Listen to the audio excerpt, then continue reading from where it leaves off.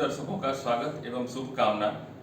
आज हम बात करेंगे मानसिक स्वास्थ्य के बारे में, जिसमें हम आज बात करेंगे डॉक्टर मुकेश किशोर जी से, जो कि पिछले 3 दशकों से मानसिक स्वास्थ्य के क्षेत्र में कार्य। हमारे चैनल पे आपका स्वागत है। हमारे दर्शकों ने कुछ सवाल मानसिक रोग से संबंधित बीमारियों के बारे में जानना चाहा है। पहला सवाल जो है वो है कि आप हमारे दर्शकों को यह बताएं कि मानसिक बीमारियां क्या है। मानसिक बीमारी किसी बैक्टीरिया या वायरस से उत्पन्न नहीं होती। इसके कुछ न्यूरोट्रांसमीटर जिसको ब्रेन में होता है, केमिकल एक प्रकार का, उसके असंतुलन के कारण ये बीमारियां उत्पन्न होती हैं। कुछ बीमारियां, व्यवहार की बीमारी ऐसे भी सीख के उत्पन्न होती हैं। कुछ बीमारियां बचपन में रख रखाव की गड़बड़ी के कारण उत्पन्न होती हैं। मानसिक बीमारियों को 2 भागों में बांटा जा सकता है। एक होता है साइकोटिक और दूसरा होता है न्यूरोटिक, मनोविकृति और मनोस्नायु विकृति। तो मनोविकृति एक जटिल प्रकार की मानसिक बीमारी है, जिसमें जिस व्यक्ति को यह बीमारी हो जाती है उसको वास्तविकता से नाता उसका कमजोर पड़ जाता है। मतलब वह कौन है, क्या समय है, कहाँ है, उसके आसपास के लोगों से उसका क्या संबंध है, इसको कहते हैं orientation of time, place and person, ये नहीं हो सकता है। दूसरी चीज को उसको हेलुसिनेशन और डेल्यूजन होता है। हेलुसिनेशन का क्या मतलब है? मतलब उसको कुछ दिखाई पड़ेगा, कुछ सुनाई पड़ेगा, कुछ गंध आएगा जो बाकी लोगों को नहीं आएगा, सिर्फ उसी को आएगा जिसको बीमारी है। 2 आदमी बात कर, डेल्यूजन मीन्स फॉल्स बिलीफ, मतलब यदि उसको कोई 2 आदमी बात कर रहा होगा तो उसको समझ में आएगा कि मेरी शिकायत कर रहा है, मेरे विरुद्ध कोई षड्यंत्र हो रहा है, हमको मार देना चाहता है, हमको नुकसान पहुंचाना चाहता है। तो जिस व्यक्ति में orientation of time, place and person कमजोर हो और जिसके पास डेल्यूजन या हेलुसिनेशन हो, उसको हम लोग साइकोटिक की श्रेणी में रखते हैं।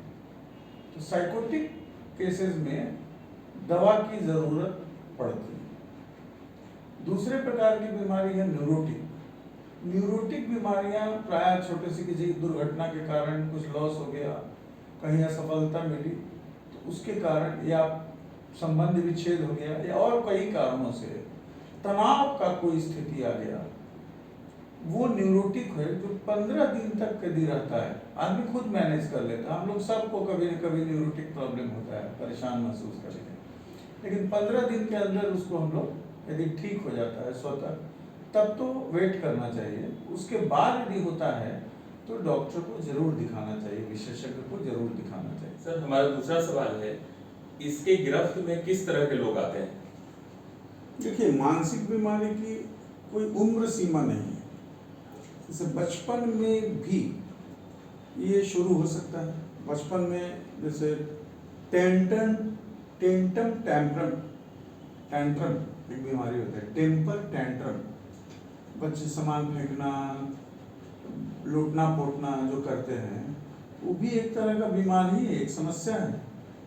फिर आगे और बड़े होते हैं तो ADHD एक बीमारी है। ADHD is attention deficit and hyper activity, और ऑटिज्म है एक बीमारी। ये बचपन की बीमारियां हैं जो बहुत समय बच्चे को नॉटी हो गया है या दूसरे तरह का उसको जुमला यूज करके इग्नोर कर देते हैं, और बाद में वो समस्या बनी रहती है बड़ा होने के बाद में। तो बचपन में भी हो सकता है। किशोरावस्था तो अपने आप में एक ऐसी अवस्था है जिसमें बहुत सारी समस्याएं होती हैं।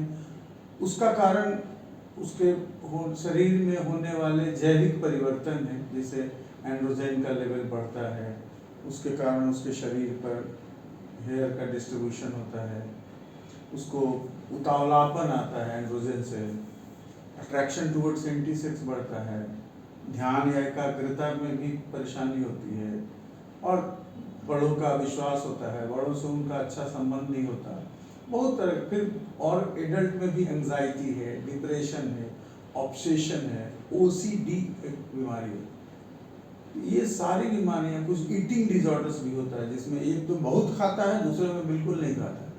एनोरेक्सिया नर्वोसा और बुलिमिया नर्वोसा उसको कहते हैं ईटिंग डिसऑर्डर। तो डिसऑर्डर 400 तरह की बीमारियां हैं, उससे भी कुछ अधिक। तो बीमारियां हर एक में, बुढ़ापे में भी बीमारी होती है। बुढ़ापे में भी आदमी जब बूढ़ा हो जाता है तो उसका नौकरी पेशा में था तो पैसा कमा रहा था, पावर था, सडन रिटायर करने के बाद सब हट जाता है। अब उसको कोई ज़्यादा लोग ध्यान नहीं देते हैं तो उसमें भी प्रॉब्लम होता है। बुढ़ापा में भी बहुत सारी बीमारियां होती हैं। बुढ़ापा में एक खास प्रकार की बीमारी है जिसको सेनाइल डिमेंशिया बोलते हैं। सेनाइल डिमेंशिया प्राय 60 ईयर्स के बाद जो दिमाग काम नहीं करता है दिमाग से, उसको उस प्रकार की बीमारी होती है जिसमें वो भूलने लगता है। वर्तमान खाया है कहेगा खाना नहीं खाया है, पीछे क्या हुआ है बहुत सारी बातें कभी कभी पीछे की याद रहेंगी सब, हम 1962 में ही किए थे, 82 में ही किए थे, और आज क्या हुआ है ये वर्तमान में उसका भान नहीं रहता है। तो हर एज में मानसिक रोग हो सकता है। सर, अब हम आपसे जानना चाहेंगे कि साइकियाट्रिस्ट और मनोवैज्ञानिक या नैदानिक विशेषज्ञ मनोवैज्ञानिक में क्या अंतर है? बहुत अच्छा सवाल किया आपने। बहुत लोगों को हमने देखा है, पढ़े लिखे लोग, वो साइकोलॉजिस्ट हम हैं, वो कहेंगे साइकाट्रिस्ट हैं।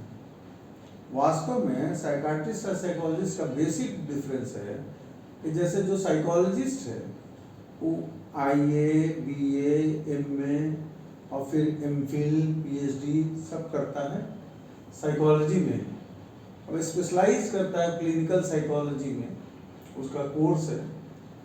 उसके बाद साइकोलॉजिस्ट है, वो दवा यूज नहीं कर सकता है, उसको अधिकार भी नहीं है, कानूनी रूप से वो नहीं कर सकता है। और साइकाट्रिस्ट जो होते हैं वो MBBS डॉक्टर्स होते हैं। फिर जैसे MD सर्जरी में लोग करता है, ऑप्थेल्मोलॉजी में करता है, उसी प्रकार से साइकाट्री में भी MD करता है। 2 साल बीमारी के बारे में पढ़ता है, बाकी जो साइकोलॉजी से रिलेटेड इंफॉर्मेशन है वो फार्माकोलॉजी पढ़ के वो साइकाट्रिस्ट है। मोस्टली इंडिया में साइकाट्रिस्ट सिर्फ दवाई से इलाज करते हैं, काउंसलिंग पार्ट नहीं है यहाँ।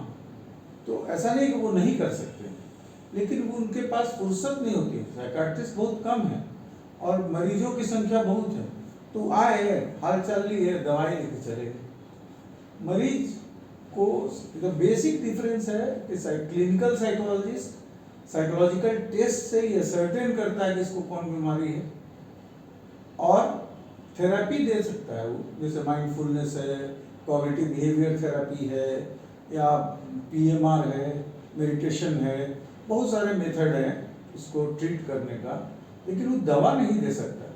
तो साइकोलॉजिस्ट प्रायः दवाई के बिना, प्रायः नहीं दवाई के बिना उपचार करता है, और साइकाट्रिस्ट दवाई से उपचार करता है। साइकोलॉजी पढ़ा है वो 2 साल में, साइकाट्री में फार्माकोलॉजी भी पढ़ा, साइकोलॉजी भी पढ़ा, लेकिन वो basically psychiatrist MBBS doctor.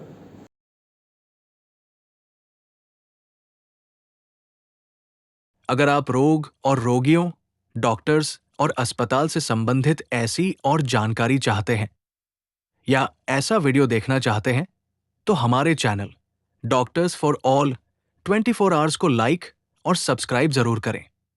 Subscribe करने के लिए घंटी का बटन दबाइए